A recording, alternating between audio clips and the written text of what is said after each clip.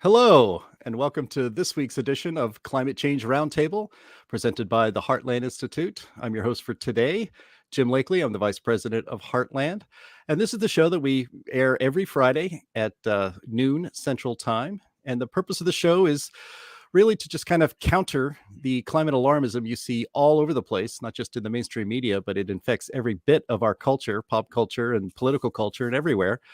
And so the Heartland Institute, we specialize in looking at these issues from a climate realism perspective and to give you, our viewers and listeners, perspective on these topics that you're probably not going to find in many places, and it's hard to find. So we're here to present them for you. Before we get started and I introduce our guests, our panel, I should say, for today's show, I want to encourage you to subscribe to this channel. This is the Heartland Institute's YouTube channel, Heartland Tube. Also hit that bell so that you can get notifications when we have all sorts of new shows coming up all through the week, but especially this one every Friday at noon Central Time. And you know what? It also should be a good idea, because we love to have the interaction with our viewers here live as we do this, to participate in the chat. And in fact, tell some friends, bring them over, see if they're interested in this topic, and we'll be interested in participating in the show with you as well. So with that, let me go ahead and introduce our guests. With us is pretty much the typical lineup here for on every Friday. We'll start with somebody who is not feeling very well. He has a disease of unknown origin, of an indistinct virus, and his name is H. Sterling Burnett. He's a senior fellow here at the Heartland Institute. How are you feeling today, my friend? Better than this time last week, but still not that great. Thanks. Yeah, well, you sound terrible, but we went over that already. And you look great. Look it. Yeah, so you're a real trooper to even be here today, but I know you're passionate about this subject, so that's why you're here as well. Also joining us today is another senior fellow at the Heartland Institute. That's Anthony Watts. Hello, Anthony. Hi. I resent being labeled typical. I'm atypical. For sure. This show is very atypical. So just for future reference, please refer to me as atypical, because that's why I'm part of this group, right? That's right. Yeah, it's Atypical Show, an atypical senior fellow, Anthony Watts. Thank you. We also have with us energy expert. She's a trained petroleum engineer, and she's also a research fellow here at the Heartland Institute. Linnea Lueken, welcome to the show. Happy Friday, everyone. And what a Friday. What a Friday. Yeah. Yeah, there's Supreme Court. Some news came out of the Supreme Court today. It was interesting. So for the title of this, just a little bit of news. The title topic for today's show is whether the Supreme Court is going to rein in EPA. But there was that abortion ruling, obviously, that came down today. I actually expected to have to take the question mark out of the title saying SCOTUS to rein in EPA, because I thought the decision would actually come down today. But it seems like the Supreme Court decided just to drop the big abortion ruling. And apparently they're saving this one for Monday. That's the last day on their schedule for the entire term. So it has to probably come out on Monday. So the main topic of this podcast actually could not be better timed. So it's going to be a very interesting discussion on a very, very important Supreme Court decision that's coming down when it comes to the ability of the federal government to regulate climate. But before we get into that, I just wanted to mention something. The Heartland Institute has a website called climaterealism.com. All three of our guests today are frequent and daily, really, contributors to the stories at climaterealism.com. Last week's program, the title was "We're Having a Heat Wave," because the media is always going on about how hot it is in the summer, and every time there's a heat wave, it's going to be blamed on human activity. The emissions of carbon dioxide into the atmosphere is making the Earth too warm, and it's making record heat waves. Well, what do you know? The very next week, we have record cold strikes in places like Pittsburgh, Seattle, and New Hampshire. Pull up the stories here. It's kind of hard for me to host and produce at the same time, so I may not get this on the screen. But if you go to climaterealism.com, you can find these stories right there on the front page. One of the stories is titled "Searching for Global Warming. Pittsburgh Freezes Under Record Cold." The temperatures it would be Monday morning on the 20th, fell to 46 degrees, as residents would otherwise dream of cookouts and pool parties, as written by James Taylor, the president of the Heartland Institute. Now, I'm from Pittsburgh, and I can tell you 46 degrees in the middle of June is pretty darn cold. Second story here comes out of Seattle. Seattle media complains about persistently cold temperatures. In an article titled "What to Expect from Seattle Area Weather After 2 Record-Breaking Cool, Wet Months," the Seattle Times lamented that it was the coolest April and May in decades in Western Washington. And in fact, they're in store for another month of cooler and wetter weather, according to the Climate Prediction Center's 30-day forecast for June. So much for global warming caused by man, making it hotter in Seattle. And then finally, we have another story about record cold freeze in New Hampshire over Father's Day weekend. Again, just this week.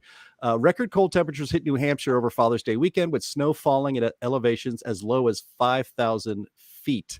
And cameras at the Mount Washington Observatory showed blustery snow and ice during the weekend. And in fact, the observatory warned people against getting frostbite and hypothermia if they ventured outdoors at Mount Washington or other area mountains, again, on Father's Day weekend. I think Now, go ahead, Sterling. And Anthony Watts, I know this is right up your wheelhouse as well on weather. So, because you're a meteorologist, but go ahead, Sterling. I'll leave it most to Anthony, but I just want to say, I think it's fair to observe that if you have cold in Seattle and cold in New Hampshire, which spans the U.S., the continental, the sub 48 states, it's not an isolated incident. Look, this is a pretty much of a regular a cold front, and maybe anomalous, but no evidence of climate change, folks. Just weather. Yep. Yeah, it's just weather. But that brings up an interesting point. Now, if it were a heat wave, let's say instead of 46 in Pittsburgh, it was 106. Well, you can bet that the media would be all over that as proof of climate change, global warming, death from the skies, whatever they want to label it, because, that's just what they do. Interestingly enough, going on in Europe right now, they're trying to come up with a naming and rating system for heat waves, like they do for hurricanes. So they're just basically trying to make this into something that they can run with, something they can make into a crisis, something that they can refer to rather than just a heat wave, give it a name. And when they give it a name, then they can intensify how that, headline looks. So they can say things like, all of Eastern Europe is under extreme threat from heat wave Gladys, or something like that. It's just absurd what they're doing. But that's what's become of the media these days. I recently had a post I posted on Facebook that showed all of the transitions of temperature graphs that are being shown on network television in Europe over the past decade from 2009. And they go off with a map of green, and they got some little suns and some temperatures on it, they talk about a heat wave where it hits over, 35 degrees centigrade there. Well, now, instead of having green pastoral looking backgrounds, they've got nothing but red.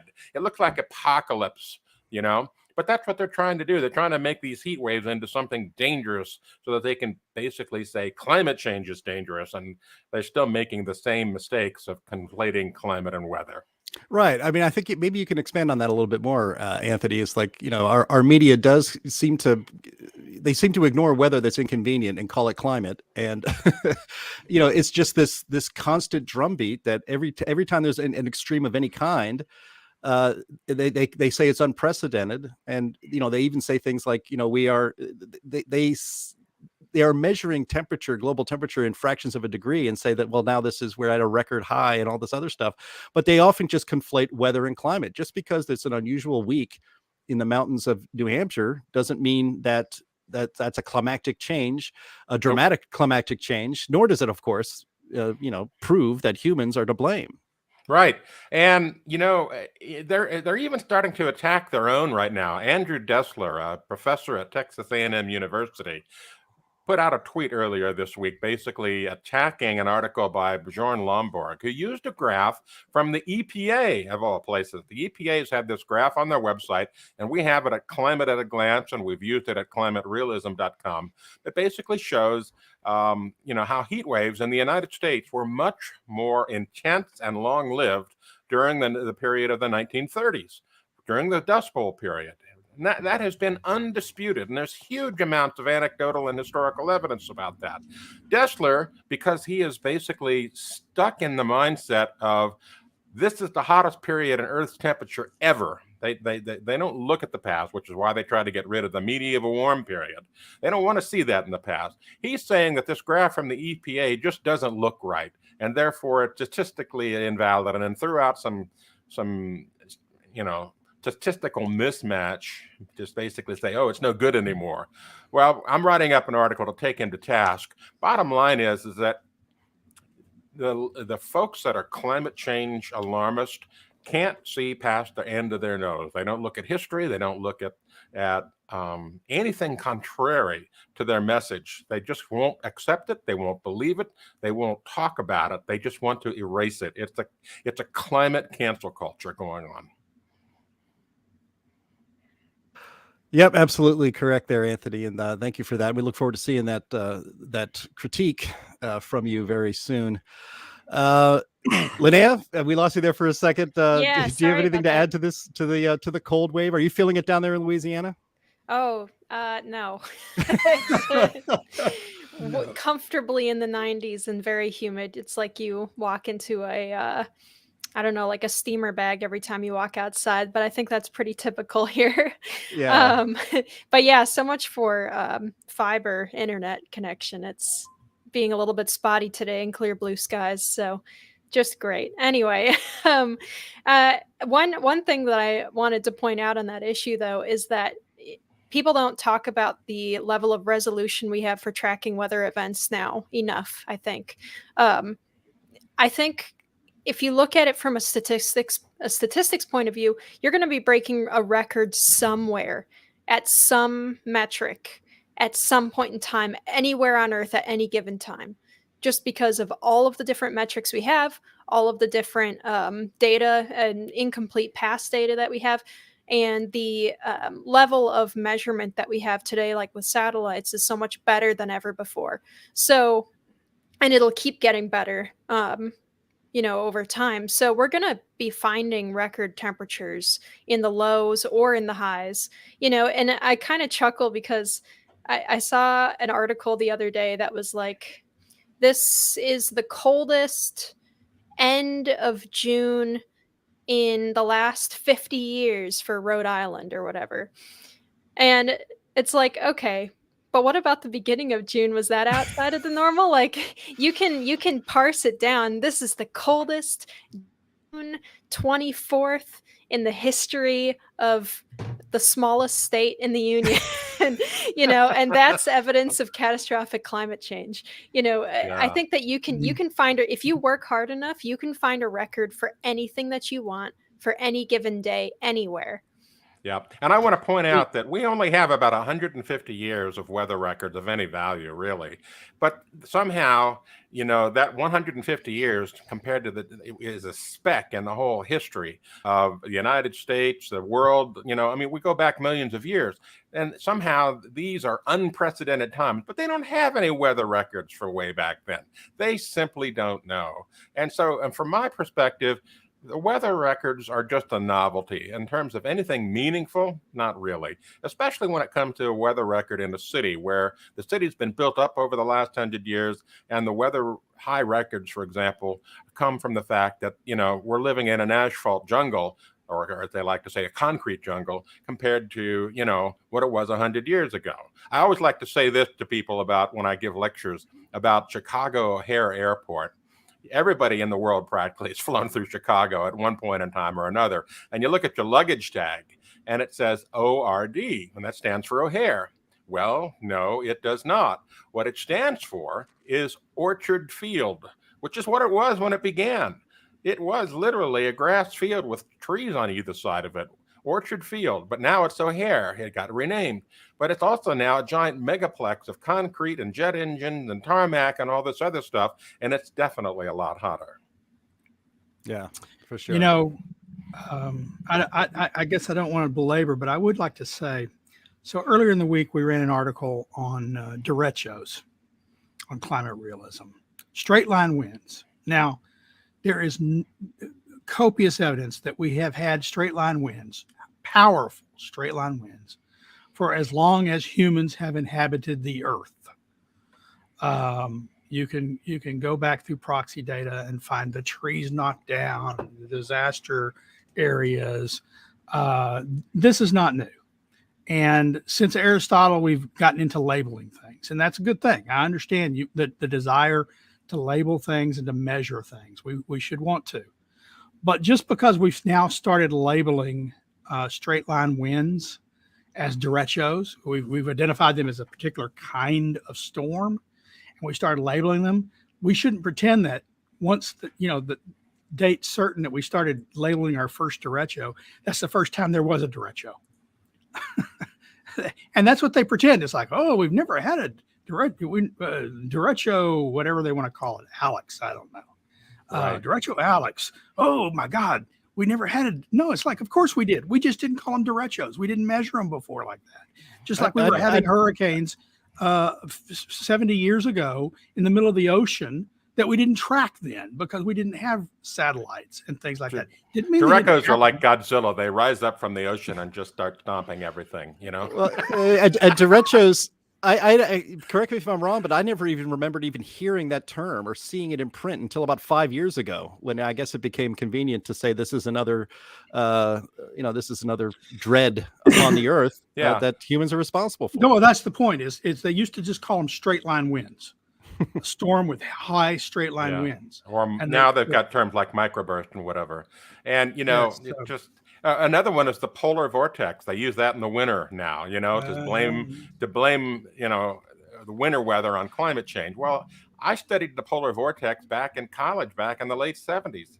It's not a new term, but what is new is that the media glommed onto it and started using that as a term to basically scare the living daylights out of people, because the weather is just nasty now. It's nastier than it's ever been, and it's climate change's fault, and it's humans' fault, and all this other stuff. Yeah. Well, before we just walk off from this topic, actually, I meant to ask you earlier, Anthony, since you are a meteorologist, do you know the explanation, or have you looked into why it's unusually cold just in this period of time in Seattle? Yeah, well, it's a La Nina year, and so the Pacific. What most people don't seem to understand about weather patterns in the United States is that west of the Rockies, the weather is almost entirely dependent on patterns in the Pacific. And everything weather-wise comes from the Pacific, whether it's cold or whether it's warm or dry or wet or whatever. And so in a La Nina pattern, no, it's not uncommon to see colder temperatures like that. It's just the way the patterns are. And we didn't even know some of these patterns 30 or 40 years ago. And we're still in our infancy in understanding weather and the planet. We're even further in our infancy in understanding climate. Folks think they can project into the future, but what they don't get is that the weather and climate are both chaotic, nonlinear systems. Forecasting them is very difficult. And this is why we can't forecast out with any accuracy past 7 to 10 days. You just can't. The weather is chaotic. And as a result, because climate is an average of weather over 30 years, it too is chaotic. So the forecasts that are being made just don't work well. Yeah, and that's all the more reason that you should not be making, very significant global policy decisions based on climate predictions, mostly made by computer models, which are, as everyone knows, garbage in, garbage out. They've not been very accurate for the last 40 years, and the record shows that. But I don't want to get angry. We won't belabor that point. Let's move on to our main topic for today, and that is this very significant this very significant decision that is going to be coming from the Supreme Court on Monday. The case is West Virginia versus EPA, and the reason why I think this could actually be even yes, today's Dobbs decision from the Supreme Court was monumental. It's a historic day, but I think there's a chance for this West Virginia versus EPA decision to actually even be more significant, because it is an opportunity for the court to more clearly define and rein in the power of unelected bureaucracies in the executive branch of the United States government. This would basically, I believe, Sterling, I'm going to go to you first because you've been writing and studying this case for a long time, but this would basically overturn, if my understanding is correct, Massachusetts versus EPA, which was from 2007, which gave the Environmental Protection Agency the ability to regulate carbon dioxide emissions as a pollutant. And West Virginia versus EPA is would kind of put an end to that, or no? Well, not quite right. So Mass versus EPA was brought under Bush, the second Bush, and it concerned emissions from transportation and whether the EPA had the right to regulate. The Bush administration said they didn't think that the Clean Air Act and various fuel economy standards allowed the EPA to regulate. The Supreme Court in Mass versus EPA ruled that that's wrong. If the EPA found an endangerment finding, in other words, if they found that carbon dioxide was a danger to human health or the environment, the law allowed them to regulate emissions from transportation. So it's limited to transportation. Now, at the time, everyone said, well, hold it. If they can do it for transportation, they can also do it for power plants and everything else. It's an economy-wide ruling. You're acting like it's not. But in fact, if the EPA has the authority to regulate CO2 emissions from transportation, there's no reason to think the Clean Air Act doesn't give them the power to regulate CO2 emissions from everything. So that makes them the regulator of final appeal and resort for the entire economy. And there is no way in heck that the Constitution of the United States that explicitly delegated the power of interstate commerce, regulating interstate commerce to Congress, intended a regulatory agency to have that power. So the EPA, not surprisingly, because we know they love mission creep, they found it was an endangerment finding. And how did they find that? Well, we referenced the Intergovernmental Panel on Climate Change, and they said that CO2 is not toxic. We're not claiming it's going to make people sick, but it's going to change the climate, and that's dangerous. And so it's a danger to human health and the environment, so we can regulate. And under Bush demurred, he did not, but Obama started it, and they tried to do the what they called the Clean Power Plan. And battles. 8 years later, Trump overturns it, has his own revision. He got 4 years. Now Biden's in office. He overturns Trump. The courts had already halted Biden. I mean, the courts had halted Obama, saying it was probably beyond the law. Then they halted Trump, and Biden basically put what Obama had back in place. And that lands us where we are today. The state said, no, the Congress doesn't have the power to delegate the authority to regulate the entire economy to one small agency. If they want to do that, Congress needs to pass a law saying you can regulate carbon dioxide. That's not mentioned at all in the law. And so that's where we are today. If they overturn this, the importance of it is EPA can't regulate CO2 as a pollutant in the form that it's trying to do now for power plants. It can't make power plants in the 50 states cut their emissions based on the fact that CO2 is a regulated pollutant, because it's not. And that is huge. It's, look, there's no question that the abortion ruling is monstrous. The gun ruling yesterday, really important. There's some big rulings, but for the economy, none of those rulings is more important or has more impact on our economy, our way of life, our ability to carry out commercial transactions and industrial activities than this ruling right here. Right. And Linnea, you're our resident energy expert here today. I mean, the ability of the Environmental Protection Agency, and it's been for 15, 20 years, they've been really ramping it up, especially during the Obama administration with Gina McCarthy as head of EPA, and now she's back in the Biden administration. They have, because of the supposed ability of I should say, the power that EPA grabbed for itself to regulate carbon dioxide. And that's the question in this case is the idea that on major, I have to find what is the legal term of art here, but basically it's on issue. Yeah. The major question doctrine, that on major questions, a regulatory agency cannot just assume and grab those major questions and regulate them on their own, that there needs to be explicit permission from Congress to do so. It makes sense that members of Congress are not necessarily experts on every certain thing. A properly functioning executive agency should be able to use its expertise and figure out reasonable ways to regulate in ways that fall under the law. But obviously, that's what this case is about, is that EPA has gone beyond its ken on this one. And they have actually very much affected our entire energy system and grid in this country through this one ruling. I wonder if you can talk a little bit about how our energy grid has been affected by the ability of EPA, for now at least, to regulate carbon dioxide emissions out of power plants. Sure. Well, I mean, especially when you look at state by state basis, across the states, there's been this huge push to move towards so-called green energy. So to them, they don't want nuclear, which has no carbon dioxide emissions whatsoever. But as an aside, it's just, when you really think about it, it's very bizarre to claim that carbon dioxide is a pollutant.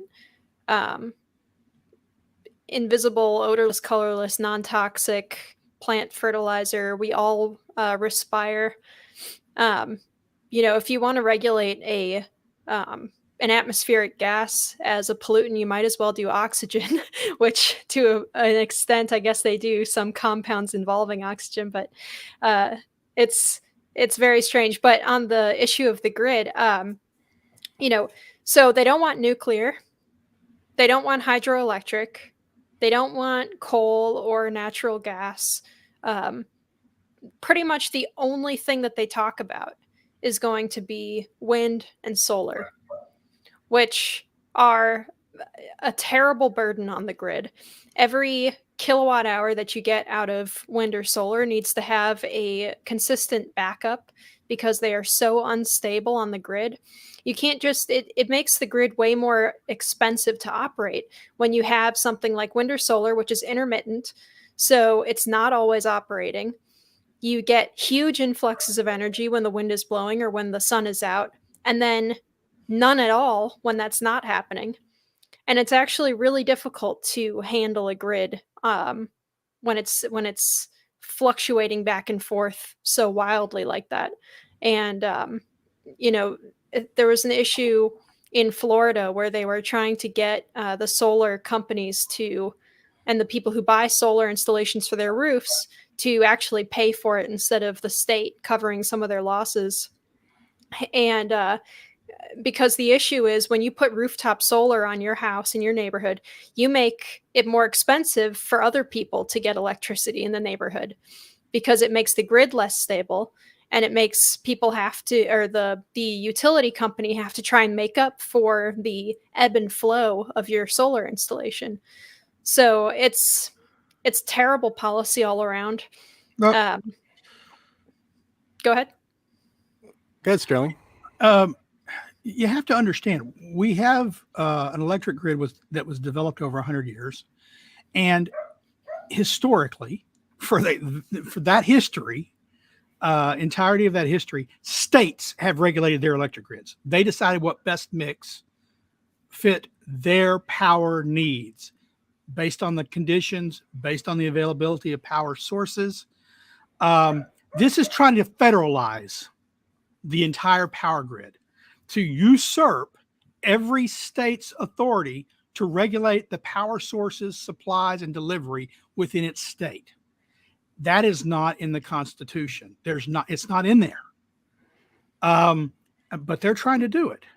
They're trying to say you must phase out CO2, even if CO2 is the best source of electricity for you, even if coal provides the cheapest, most reliable source of electricity. They don't care about electricity reliability or expense. All they care about is their decision that CO2 is a danger to human health and the environment, and we're going to make you stop putting it out. Yeah. So this trumps on federalism. This trumps on the Constitution, and it undermines the idea that the economy is not under the control of one federal agency. Because that's really what this is about. This is about a single federal agency without constitutional authority being able to regulate everything based on the assumption that we can take anything we want. Yeah. Well, before you jump in here, Anthony, I'm going to share a story here by our friend Coral Davenport, Coral Davenport over at the New York Times.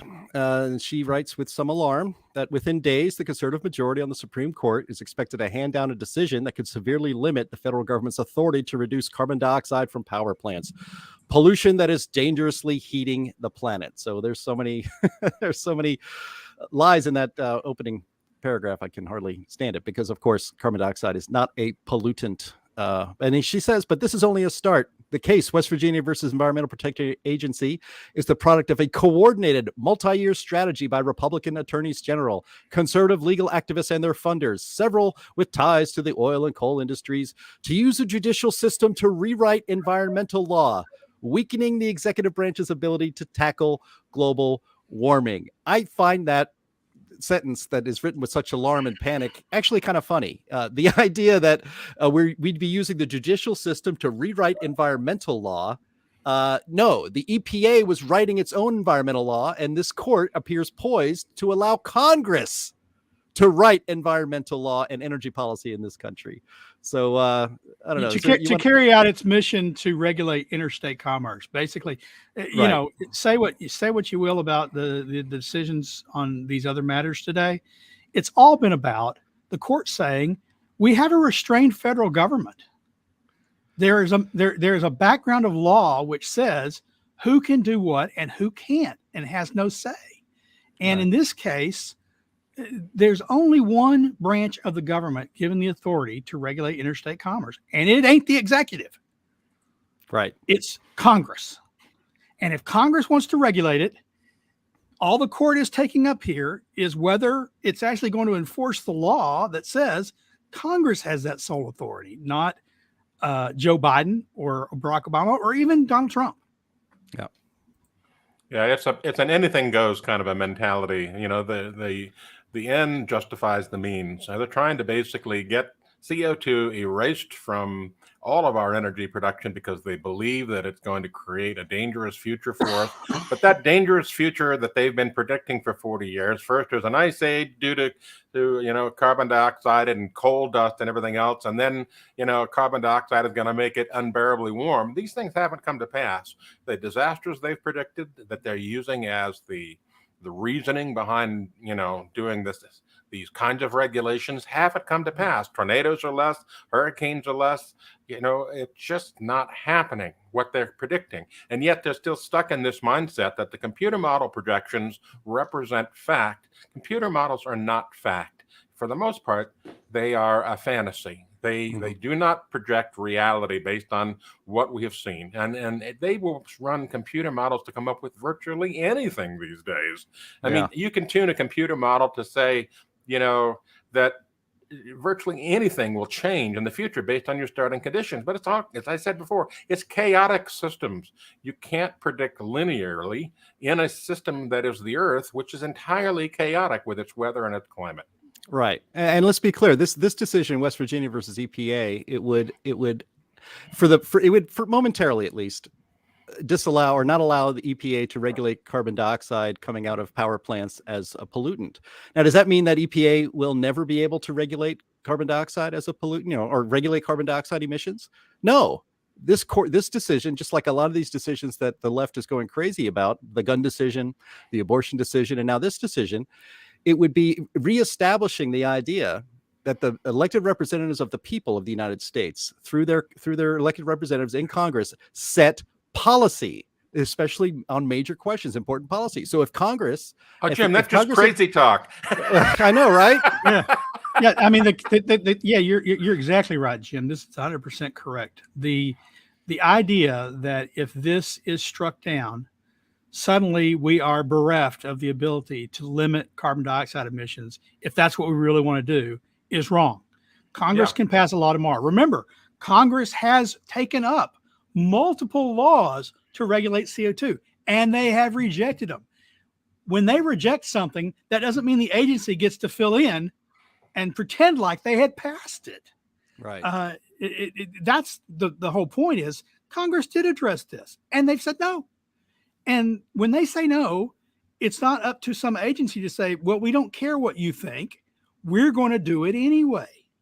Mhm. It would just open it back up to Congress acting if they so choose. Now, I think they would be unwise to do so, but it's in the appropriate court then. It's in the appropriate venue then.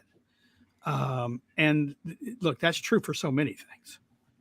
Yeah. And the EPA has been involved in overreach for quite a while. I mean, there's another policy they have called Waters of the United States, WOTUS. And that thing is just draconianly nasty.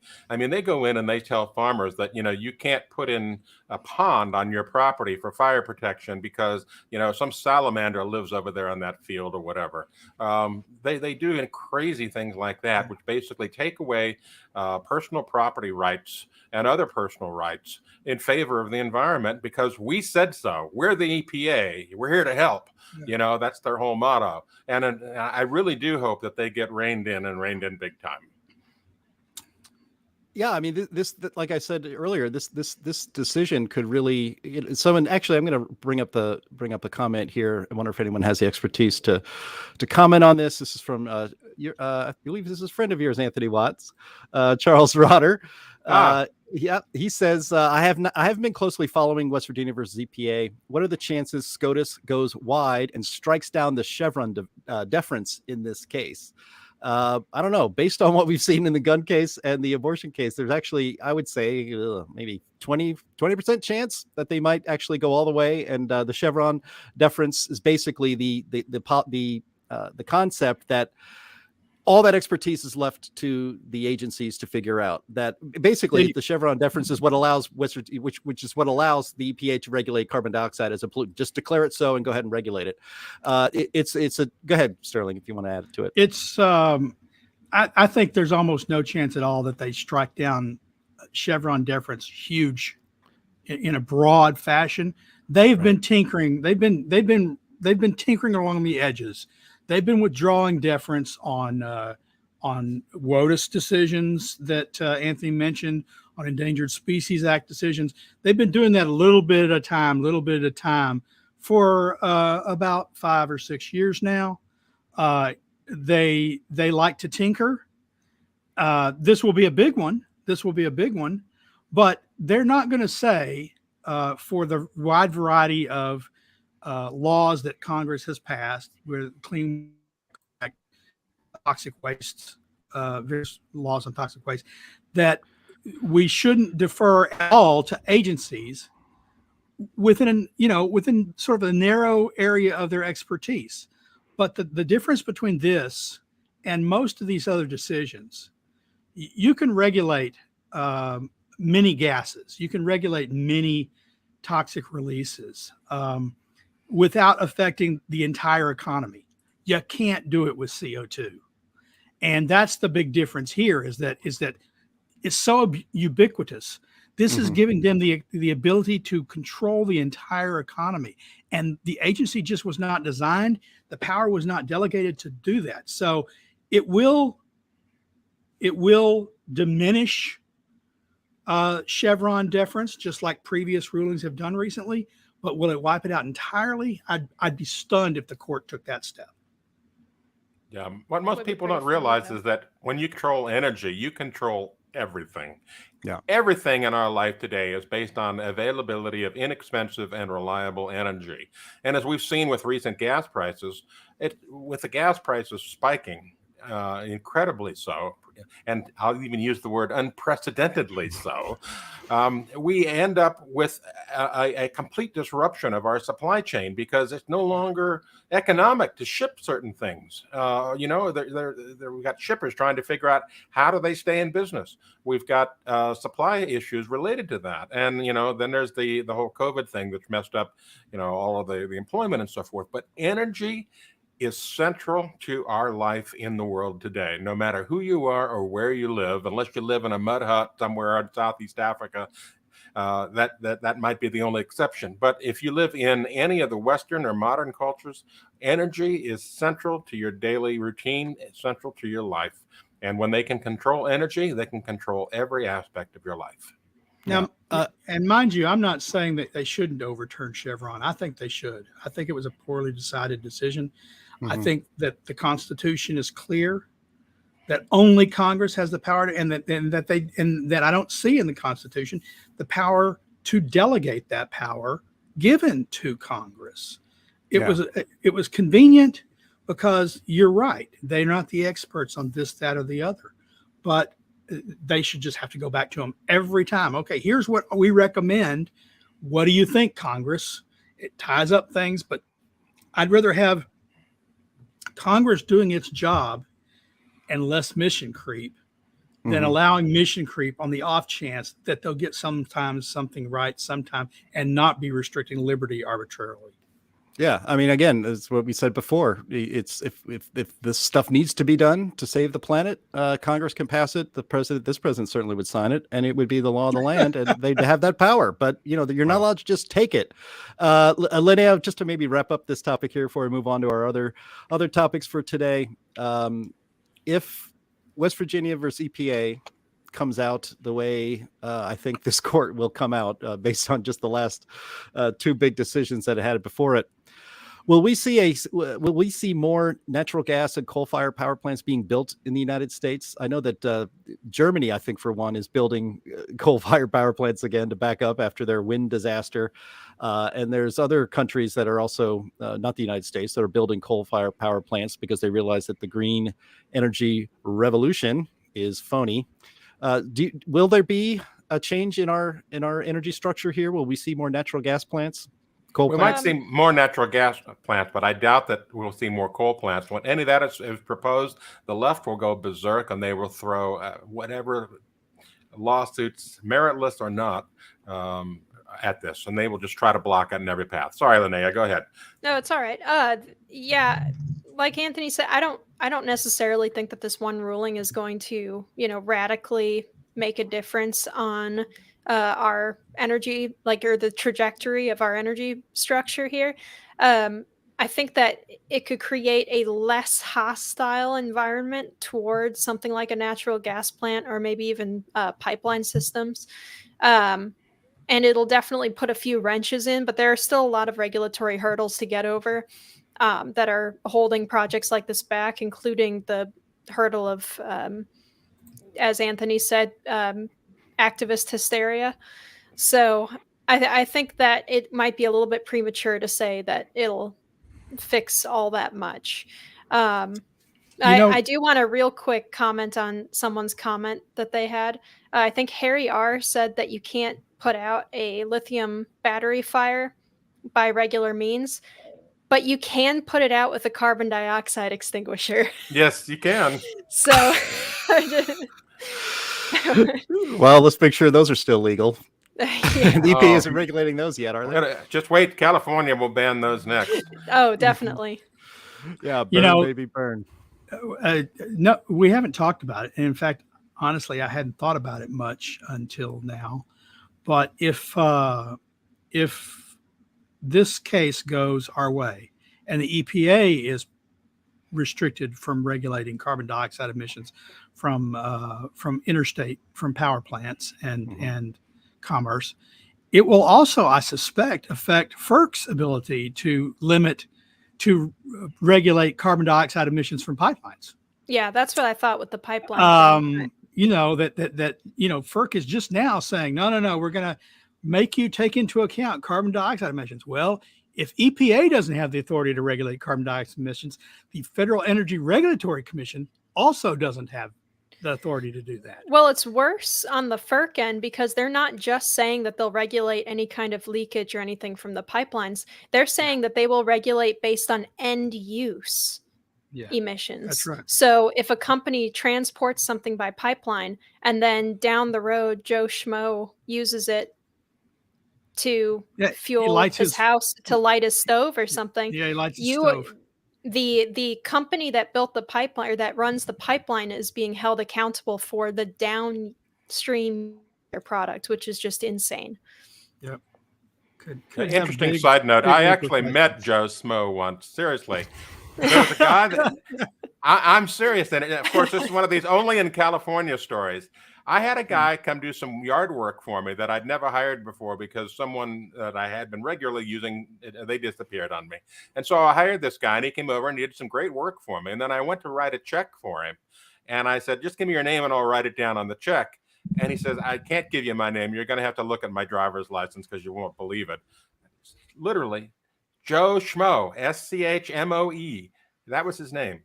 I was just gobsmacked. I don't know. That might have been fake. We would have checked that on the official records. Anyway, somewhere. sorry. That's all right. Funny anecdote. This funny anecdote. And just to tie a bow on this, I mean, this all came about, all of this stuff has come about since the 1963, I believe, was the year that the Clean Air Act was enacted, and it was added on to again in the 70s. And I'm old enough to remember 1990 that George H.W. Bush signed another, added on more to the Clean Air Act. And that was to, at the time, if you remember there's a long parade of climate scares that come and go that people seem to forget about. One was acid rain. And so that the expansion of the Clean Air Act was to handle the causes of acid rain. And of course, the disappearing ozone layer. We don't hear about any of those anymore. And that's because the additions to the Clean Air Act back then were to actually regulate actual pollutants, not carbon dioxide. And so I said this on the In the Tank podcast that we do every Thursday at noon Central Time, that, the EPA should be about a quarter of its size right now. And they should spend most of their time throwing parties about how they've won. They've cleaned the environment.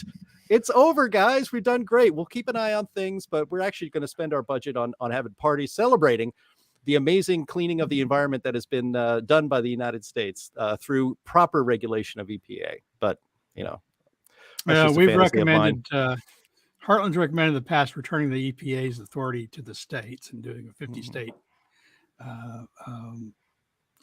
agency thing. I'm not, it's too long to debate this, Jim, but I'm not going to agree with you on some of the things they did and whether they're pollutants. I'm sorry. I wish we still had CFCs and our air conditioners were still cheap and non-toxic and didn't have fires that started with the new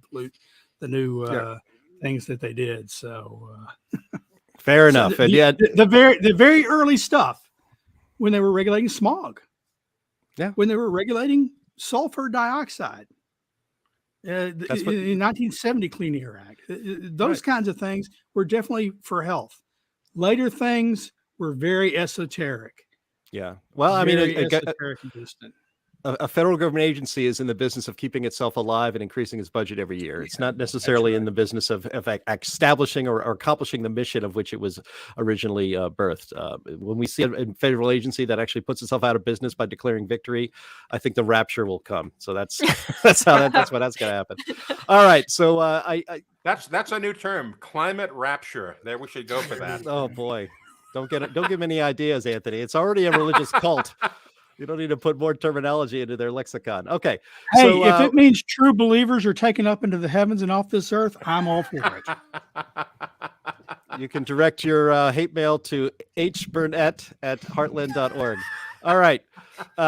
Sterling, you're such a trooper hanging in there with COVID. I've had COVID. I know the energy level is probably going to drop pretty soon. So I'm going to try to get to our other topics here before you fall asleep spontaneously. Our next issue here is the feds overturning Trump-era endangered species habitat definition. This is from E&E News, Green Wire. Fish and Wildlife Service and NOAA Fisheries today rescinded a Trump-era definition of habitat, a crucial but sometimes nebulous Endangered Species Act term that's incited an ongoing war of words. In a highly anticipated move, the agencies made their final decision to erase the Trump administration's definition that had effectively kept, quote, critical habitat designations from including land or waters not currently occupied by a protected species. I don't know if that sentence there is a trigger word for you, Sterling, and I know you have written a ton in both the Climate Change Weekly newsletter that we put out most Fridays, and also at climaterealism.com and at heartland.org. This is a hobby horse you've been riding for quite a while, the Endangered Species Act. But when I read that sentence, it's like potential, land or waters not currently occupied by a protected species. Wouldn't that include just about every species on Earth? There's some land that could potentially be occupied by an endangered animal. Yeah, It would- downtown Chicago could be seal habitat, No, it could potentially be any piece of land in the continental United States. They could come at one time or another.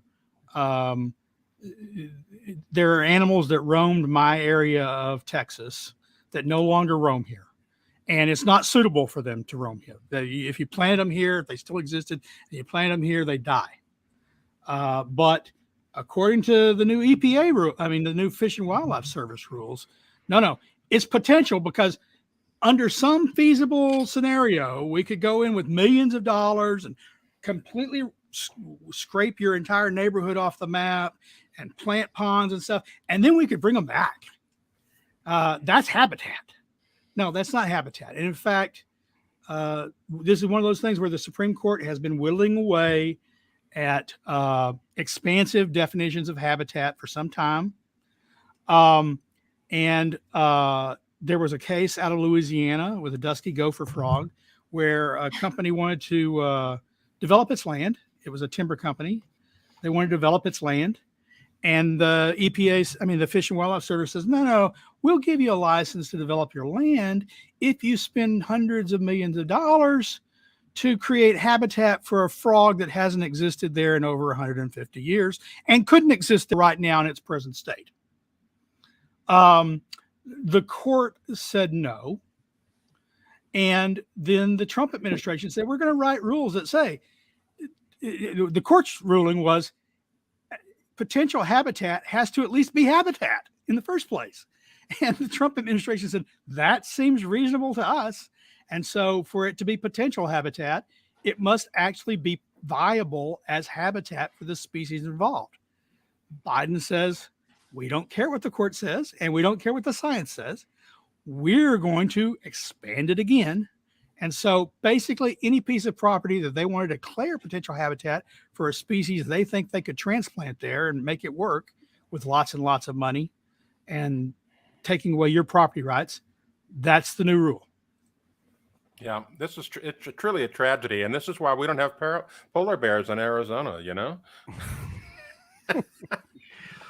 Well, I guess we'll see some lawsuits against this, and like the story said, this was an expected change from the Trump era definition of reasonableness, and it wasn't that long ago. Yeah, during the Trump presidency, deregulating and re-examining regulations and making them more reasonable, or looking at them closely. It seems that when both under the Obama administration, and any of you can weigh in on this, but it seems that during the Obama administration, now the Biden administration, the question isn't whether a power needs to be expressed or needs to be used. It's just whether we can have this power or not. That there doesn't need to be a reason for it. There just needs to be a reason for the agency to have power. And it's just increasingly always grabbing more power in this. Look, everybody wants to protect endangered species. Again, I'm old enough to remember, and so is everybody on this podcast except for Linnea, when the bald eagle was an endangered species, and it was before the polar bear, it was the poster child for protecting our environment as an ecologist and for protecting endangered species. I have family that lives in Alaska. The bald eagles they're like pigeons up there. They're everywhere. they're literally everywhere up in Alaska now. And so, this is just, again, when the left is in power, especially in these agencies, all they want to do is grab more power for themselves, not necessarily because there's a need for it, but because they feel like they have to have it. They just have to have more power. Well, it's not a matter of whether the law should be what it is. That's one question. It's not a matter of what the law is. It's a matter of what they want to do, how they can twist the law to get their goals.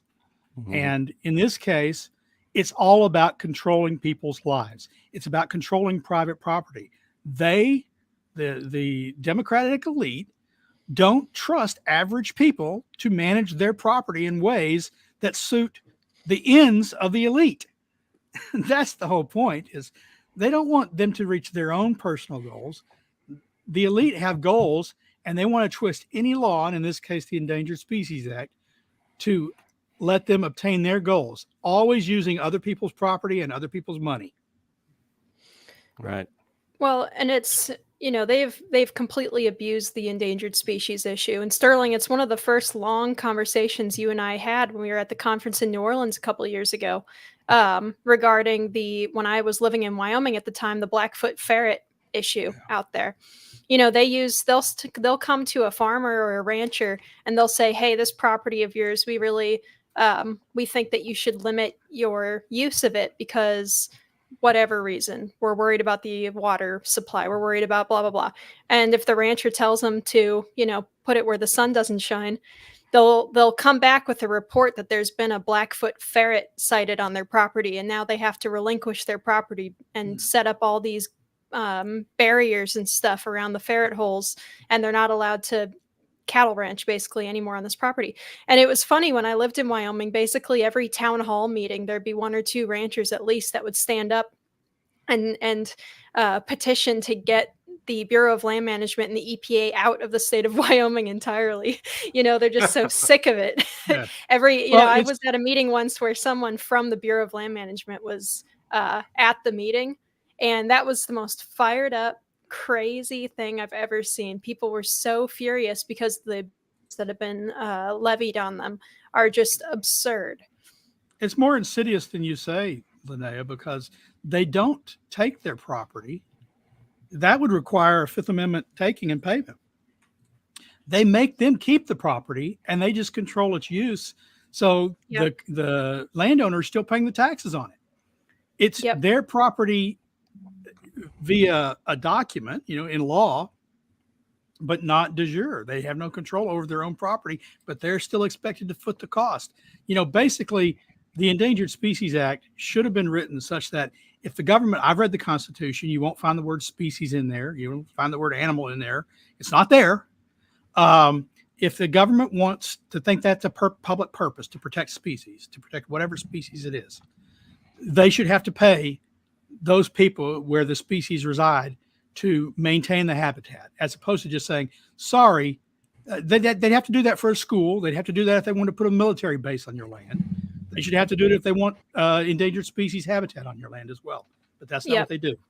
And they can do it to anyone. If they want something from you, if they want to use your land for something else, they can just say, oh, we found a snail that's only found in 6 other places. So this is an endangered species, and now you're not allowed to do anything with your land. Yeah.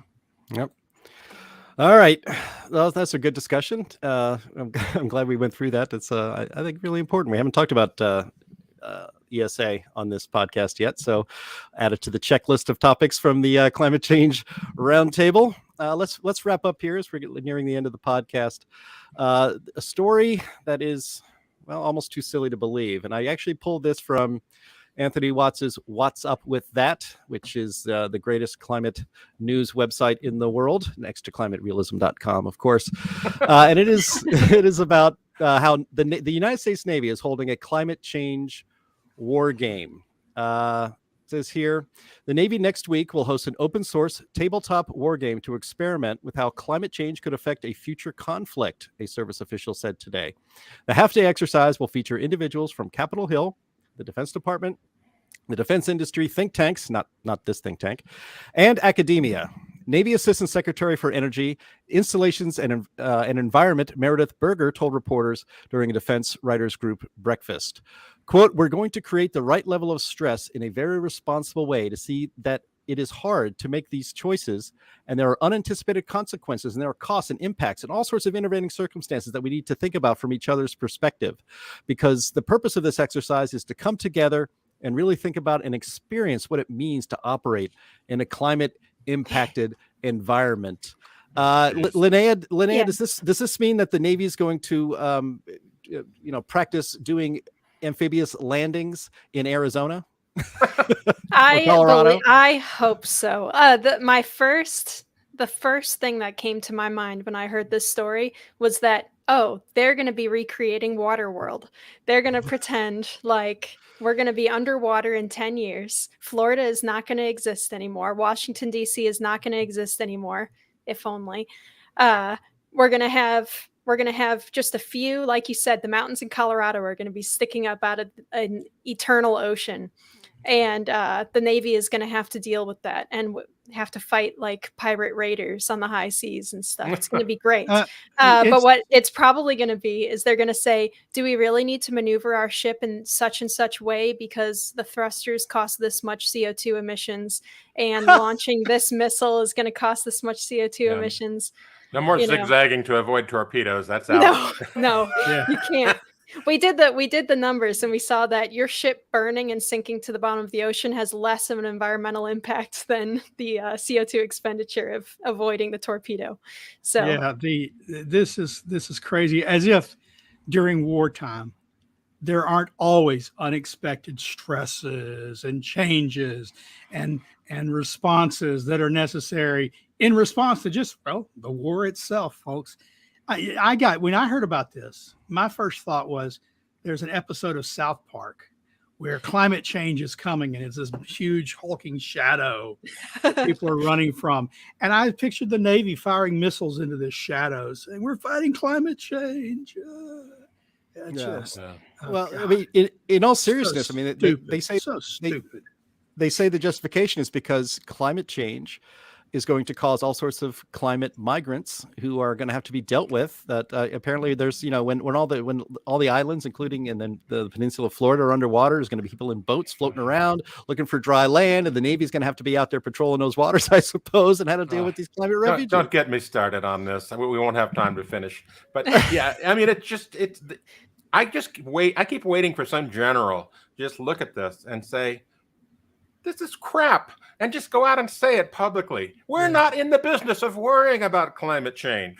Forget it. We're not going to do it. That would be real courage. Well, that's hard to find in today's military. Where's Patton or Norman Schwarzkopf when you need them? Yeah, I was just thinking about Schwarzkopf. He wouldn't put up with this crap. No, I mean, but look, in today's modern military, I had the video and I didn't play it by request of Anthony Watts, but the Navy was just given a training video.